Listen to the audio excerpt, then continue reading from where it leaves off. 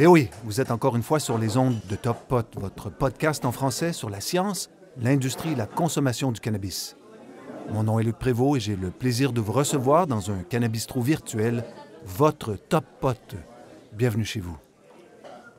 Top Pot ne donne aucun conseil. Consultez votre médecin, votre pharmacien, votre avocat, votre journaliste préféré, le législateur ou la personne de science de votre choix. Aucun des auteurs, contributeurs, commanditaires, administrateurs, toute autre personne liée à Top Pot ne peut être tenu responsable de quelque manière que ce soit de votre utilisation de l'information contenue dans le podcast. Vous allez bien? Le chanvre est bon par chez vous? On continue notre série Pot de flânage. Vous semblez apprécier et pour moi, c'est aussi une belle aventure. Alors ensemble, aujourd'hui, on va faire le tour de nouvelles et de sujets d'intérêt dans l'univers du cannabis, encore une fois. Encore beaucoup de choses à partager avec vous. Et comme on vient tout juste de célébrer le 4e anniversaire de la légalisation canadienne, l'occasion est parfaite pour faire la démonstration que rien n'est simple et que l'acceptabilité sociale du cannabis est toujours assez faible au Québec. Plus faible que dans le reste du Canada, en fait. On va quand même pas se comparer à la France ou à la Belgique, mais quand même.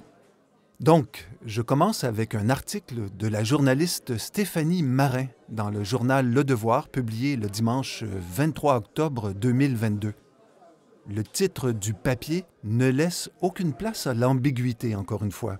Le cannabis, toujours un obstacle potentiel pour avoir la garde des enfants. Eh oui. Voici texto le premier paragraphe. Le cannabis récréatif est légal depuis 4 ans, mais sa consommation peut toujours être un obstacle pour un parent qui veut obtenir la garde de ses enfants ou exercer ses droits d'accès.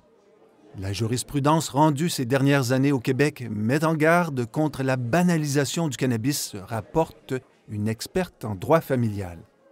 Fin de la citation. Au cœur de l'article, on retrouve le témoignage de l'avocate Élisabeth Jutras, une spécialiste du droit familial. La dame a exploré les 4 dernières années de jurisprudence et sa conclusion est simple. Ce n'est pas parce que c'est devenu légal que c'est devenu pour autant banal. On dirait presque un slogan, j'adore. Signe des temps, le cannabis est beaucoup plus présent dans les dossiers de droit de la famille. Et les tests de dépistage exigés par les juges sont assez fréquents, semble-t-il. La consommation quotidienne peut rapidement devenir un obstacle à la garde des enfants. Si votre couple bat de l'aile, ce n'est pas le temps de montrer votre consommation sur les réseaux sociaux. Votre compte Facebook intéresse la partie adverse, c'est sûr. Et prétendre que vous ne fumez pas devant vos enfants est une très mauvaise défense. OK, vous le savez, quand je suis au comptoir du Top Pot sans invité, je me commande un café. Une seconde. Hey, MJ! Ouais! OK. Mon habituel, s'il te plaît. De retour. Alors, si vous êtes un voyageur fréquent sur Top Pot, vous savez que je viens de lancer un magazine en ligne qui s'appelle Bon Stock. Pourquoi? Parce que ce média nous permet de rejoindre d'autres groupes sociodémographiques. Le fait de pivoter permet de progresser et de devenir un média profitable économiquement. C'est le but, en tout cas. Ce n'est pas le cas actuellement. Et comme par hasard, l'actualité nous donne, cette semaine, un bel exemple de pivotement dans l'industrie du cannabis. Est-ce que vous connaissez Leafy? L-E-A-F-Y. Voici comment Leafy se présente sur son propre site web. Et là, je cite texto. Leafy est la destination la plus fiable au monde pour découvrir les produits du cannabis et les commander auprès de détaillants légaux autorisés. Plus de 100 millions de personnes visitent Leafy chaque année pour en savoir plus sur le cannabis et commander en ligne auprès de commerces locaux. Fin de la citation. Eh bien, malgré 100 millions de visiteurs par année, j'aimerais bien en avoir juste 1 million, Leafy vient donc d'annoncer, il y a quelques jours, que la société allait supprimer juste 21% de son personnel, soit 56 personnes. Bien sûr, Leafy veut améliorer les performances opérationnelles. C'est la PDG, Mme Yoko Miyashita, qui affirmait ceci dans un communiqué de presse récent, la semaine passée. Pour l'instant, Leafy fait de l'argent en vendant des abonnements mensuels aux vendeurs de cannabis. L'abonnement offre une présence sur la plateforme, en plus de fournir des outils de commerce électronique. Malgré une hausse de ses revenus, l'achalandage mensuel a chuté de plus de 25 % sur l'IFI et le nombre d'abonnements payants a diminué de 3 %. Le service est peut-être excellent, mais les données des habitudes de consommation appartiennent à l'IFI. Or, ces données sont le nerf de la guerre et les producteurs de cannabis qui veulent survivre ont besoin de ces données. C'est mon ovni, mon opinion vulgaire non informée. C'est la raison qui expliquerait que les gens abandonnent la plateforme l'IFI du côté des revendeurs, pas des acheteurs. Et c'est là que l'IFI a décidé de pivoter en s'associant à Uber pour livrer du cannabis à Toronto. L'opération a fait du bruit car c'est la première fois qu'une grosse plateforme de livraison comme Uber se greffe à l'industrie du cannabis. Évidemment, l'IFI va extraire des données précieuses de ces nouvelles activités. Donc, c'est un truc à suivre, évidemment. Juste une seconde. Et merci, MJ. Oh! OK. Vous le savez, je suis haut répondeur au café sous toutes ses formes. Donc, si une plateforme comme l'IFI qui accueille 100 millions de visiteurs par année a des problèmes financiers, alors qu'elle ne prend aucun risque de production, ce sont des détails qui sont laissés à l'industrie du cannabis, eh bien, on peut imaginer l'état de l'industrie de la production et l'anniversaire de la légalisation canadienne a laissé un goût amer à plusieurs producteurs autorisés avec qui j'ai eu la chance et le privilège de discuter la semaine passée. À la fin de la soirée du 17 octobre, beaucoup de gens étaient moroses, au minimum. Et cela m'amène à vous parler des entreprises qui, inversement, fabriquent de la nouvelle positive. Vous savez, c'est le genre d'entreprise qui produit et vend des rapports sur les opportunités dans les différents marchés du cannabis. Alors qu'on ne comprend même pas la portée réelle de la récente amnistie du président Biden aux États-Unis, eh bien, les producteurs de ce rapport en particulier, affirment que le marché mondial du cannabis serait de 169 milliards de dollars US, évidemment, en 2029. Pourquoi une telle croissance? Eh bien, on parie sur l'augmentation des maladies chroniques chez les plus de 50 ans et sur le fait que le cannabis pourrait aider à traiter ces maladies.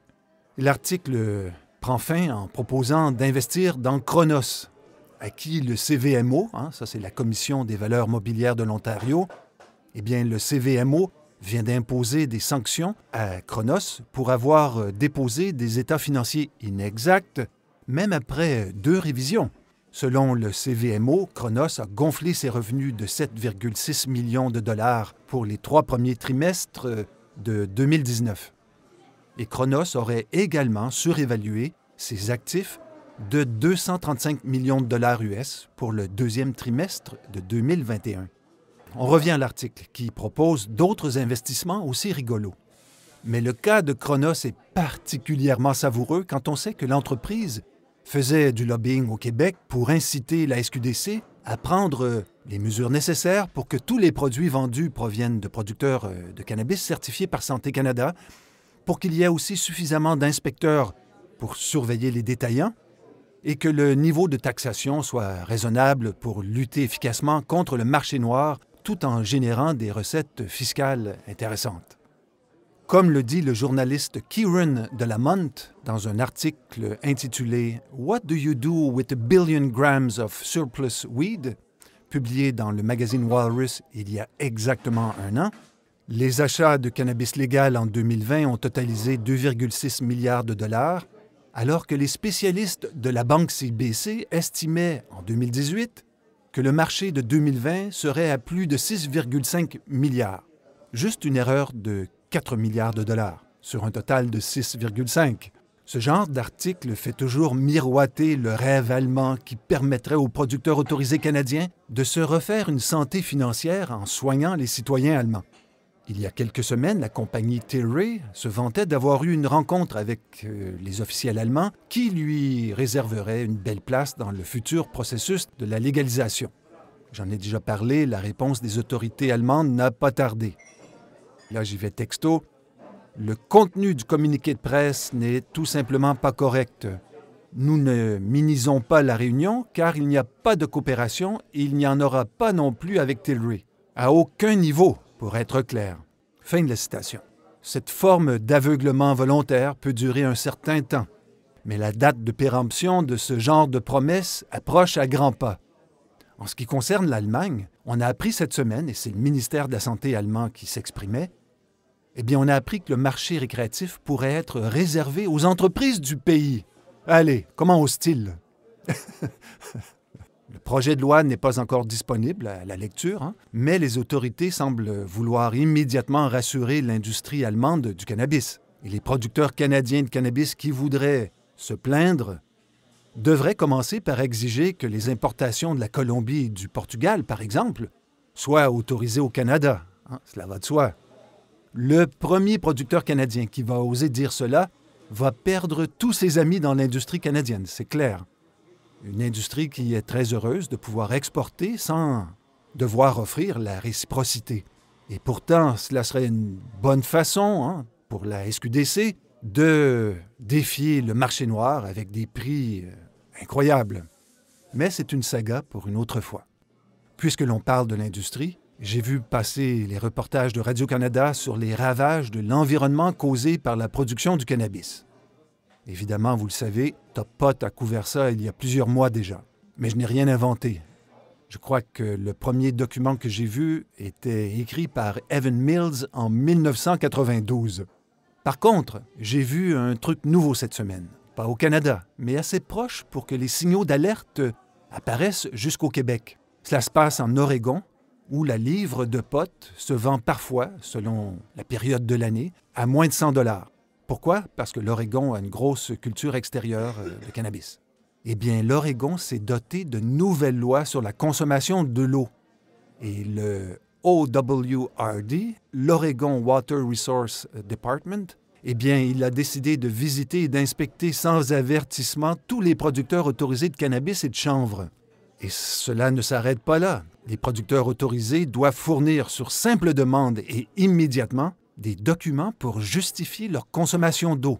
En Oregon, l'eau est achetée de différents fournisseurs et la loi 4061, c'est son nom, cette loi exige que les acheteurs puissent fournir les documents suivants.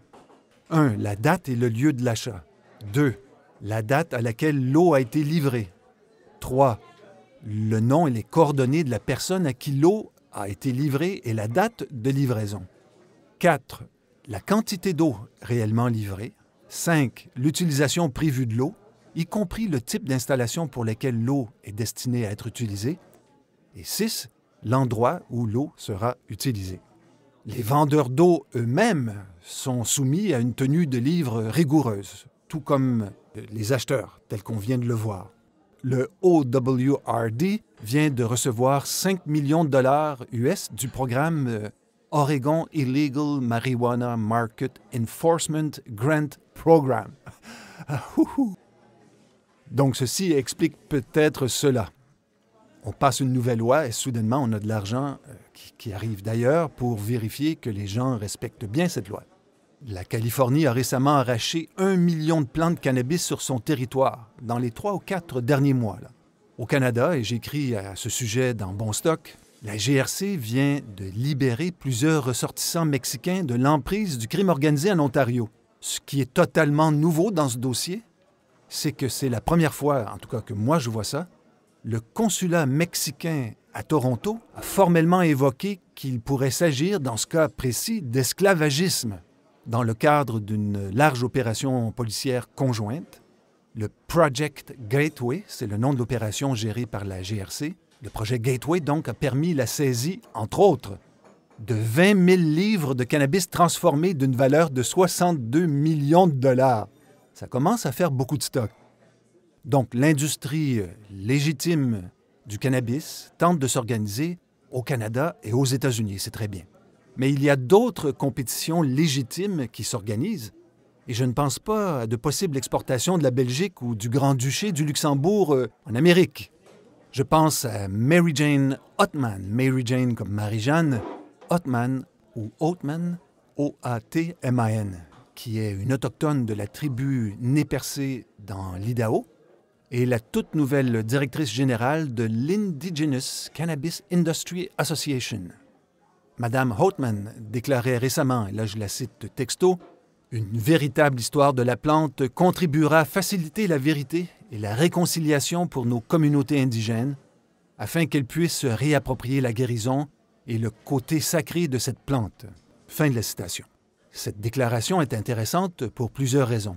Je ne vous referai pas le panorama du cannabis autochtone au Canada. Les curieuses peuvent consulter l'épisode 104 intitulé « C'est quoi le marché autochtone du cannabis ?» La situation est complexe et ne se réduit pas à interdire certains commerces comme le suggèrent certains producteurs autorisés. C'est beaucoup plus compliqué que cela. Il y a aux États-Unis 574 tribus amérindiennes reconnues et beaucoup d'entre elles s'intéressent de nouveau aux vertus médicales du cannabis. Leur arrivée dans le marché pourrait avoir des effets très positifs en ce qui concerne l'environnement. Sans se livrer à un exposé anthropologique, et cela sera une saga pour une autre fois, la séparation de l'humain de la nature comme une simple ressource à exploiter est vécue différemment dans d'autres cultures. C'est une histoire écrite en Europe au 17e, 18e siècle où soudainement l'homme se sépare de la nature et la nature devient une autre réalité tout simplement à exploiter. Donc l'industrie du cannabis est encore trop fragile pour oser remettre en cause les dégâts qu'elle cause à l'environnement par ses pratiques. À défaut d'espérer quoi que ce soit, je nous souhaite de profiter collectivement de la chance que peut peut-être nous apporter le réveil de certaines tribus autochtones au Canada et aux États-Unis. Il est quelle heure, là? Oh, juste une seconde. Hé, MJ! Merci pour tout. C'était très bon. OK. J'ai encore le temps de vous parler d'une nouvelle qui semble un phénomène récurrent, comme le jour de la marmotte. Je parle de l'histoire de policiers qui deviennent PDG d'entreprises du cannabis. Il y en a plus qu'un. Au Québec, le plus connu, peut-être le seul. Au Québec, l'ex-chef du SPVM, le service de police de la Ville de Montréal, M. Yvan Delorme, est devenu le PDG de Québec Goldtech. J'ai parlé de cette entreprise sur bon stock et comment le PDG a aussi perturbé gentiment la paix industrielle dans l'industrie du cannabis en prenant à partie la SQDC, en toute gentillesse évidemment, avec la forme et tout. Cette fois, je vous parle de l'aventure de Kyle Kazan, un policier de Los Angeles, qui pensait qu'il allait pouvoir sauver la vie des gens, les bons contre les méchants. Une attitude, une vision simpliste qui est la vision de beaucoup de jeunes policiers quand ils entrent dans les forces de l'ordre avec ce que l'on appelle couramment le complexe du sauveur. Ce n'est pas une critique, c'est un fait reconnu par les sociologues, par exemple. Ce qui est intéressant, c'est que M. Kazan est devenu le PDG du groupe Glass House, la plus grande entreprise légale de cannabis au monde, selon l'article publié dans Cannabis Tech. Et oui, déjà le championnat du monde de la plus grosse entreprise du cannabis n'appartient plus au Canada. Et cela n'a évidemment aucune importance dans cette histoire. Alors l'ex-policier reconnaît avoir fait son quota d'arrestations pour possession simple de cannabis. Par contre, il avance avoir également affronté des gangs armés et procédé à l'arrestation de pédophiles. Puis un jour, il a réalisé qu'il n'avait que des menottes et son arme pour aider les gens qu'il rencontrait dans son travail. Alors qu'un de ses informateurs lui demandait de l'aider à faire une cure de désintoxication, Kyle Kazan a eu son moment de révélation. Son moment « Ha ha !» Et là, je le cite plus ou moins texto à partir de l'entrevue. « J'ai réalisé que je faisais plus de mal que de bien et que c'était un mauvais investissement pour la société. » Fin de la citation. Sa propre famille lui en a voulu quand il a commencé à discuter publiquement de dépénaliser le cannabis et d'autres drogues. Comme pour Delorme au Québec, Kazan doit affronter beaucoup de critiques qui sont au minimum très négatives. Dans le meilleur des cas, quand il est devenu policier, il a admis avoir consommé du cannabis plus jeune et il a dû passer un test de détecteur de mensonges pour obtenir sa badge. Alors le PDG de Glass House dénonce l'hypocrisie des lois sur le cannabis aux États-Unis et il croit qu'elles sont les raisons de la méfiance de la population envers la police. « Je suis le PDG d'une entreprise avec 6 millions de pieds carrés de serre. Techniquement, je devrais être en prison. » Fin de la citation. Je dois vous avouer que cette entrevue me donne le goût de suivre de plus près cette entreprise. Ce que je vais faire, et je vous tiens au courant si je trouve quoi que ce soit d'intéressant ou de juteux. OK, j'ai le temps pour une dernière remarque. Un PA, un producteur autorisé, m'a envoyé un petit mot sur LinkedIn pour me dire « Hey Luc, regarde ce reportage sur l'état de l'industrie du cannabis dans le cadre de l'anniversaire de la légalisation. » C'est un des seuls moments de l'année d'ailleurs où les grands médias font des reportages sur le cannabis. Dans ce cas-ci, le reportage se déroulait dans une autre province. Je dois avouer avoir rigolé et avoir été triste en même temps. J'ai vu le PDG d'une entreprise dire qu'il fallait absolument s'attaquer au marché noir et gris du cannabis avec plus de force et d'opiniâtreté. Opiniâtreté comme dans obstination, constance, détermination, fermeté, acharnement, entêtement, volonté, persistance, insistance. Vous voyez le genre. Ça, c'est moi qui traduis ce que je voyais à l'écran, là. Le monsieur n'a pas dit ça. Eh bien, c'est une opinion respectable. Tout va bien. Le monsieur a le droit d'être plus ou moins bien renseigné sur les droits des uns et des autres. Là où ça devient ridicule, c'est quand il discute ouvertement de son produit. Le gars fait du pot de terroir. Vous le savez, j'adore. Une sorte de culture, dans son cas, qui est hybride, où les plants peuvent profiter du soleil et être protégés de la pluie. C'est génial. Donc, le PA termine l'entrevue en disant que dans son plan d'affaires, il prévoyait vendre son cannabis 20 $ le gramme. 20 $ le gramme. Peut-être, mais dans une réalité alternative. Et il affirme, sérieusement, à l'écran, qu'il ne peut pas compétitionner contre le marché noir qui vendrait des produits similaires à 8 $ le gramme. C'est un reportage diffusé à une heure de grande écoute. Il s'agit d'un membre de l'industrie assez important pour être interviewé par un média national. Et ce membre de l'industrie affirme que le marché noir vendrait une once de cannabis d'extérieur à 224 $. Alors je vous pose la question, est-ce vraiment raisonnable? Et voilà, c'était le 124e épisode de Top Pot. Questions, commentaires, critiques, n'hésitez pas à m'écrire, lucprévost@hotmail.com. Je vous remercie pour votre écoute, vos partages nombreux et vos suggestions. Allez, bonne semaine, beaucoup de bien-être et bon chanvre.